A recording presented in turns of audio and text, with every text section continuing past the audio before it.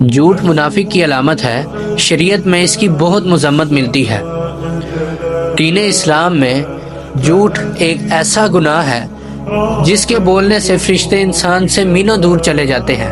حضرت عبداللہ بن عمر رضی اللہ تعالی عنہ سے روایت ہے کہ رسول اللہ صلی اللہ علیہ وآلہ وسلم فرماتے ہیں کہ جب انسان جھوٹ بولتا ہے تو فرشتے اس کی بدبو سے اس انسان سے میلوں دور چلے جاتے ہیں۔ فرشتے اللہ تعالیٰ کی ایک پاکیزہ مخلوق ہیں اور ان کی فطرت میں دور دور تک کہیں جھوٹ جیسی کوئی سرکشی نہیں پائی جاتی۔ جب انسان جھوٹ بولتا ہے تو فرشتوں کو اتنا برا لگتا ہے کہ وہ اس شخص سے میلوں دور بھاگ جاتے ہیں۔ اس لیے ہمیں چاہیے کہ ہم جتنا ہو سکے جھوٹ سے بچیں، اور یہ ایک کبیرہ گناہوں میں سے ایک گناہ ہے، اور یہ ایسا گناہ ہے جو ہمیں قیامت کے دن جہنم میں بھی لے کے جا سکتا ہے۔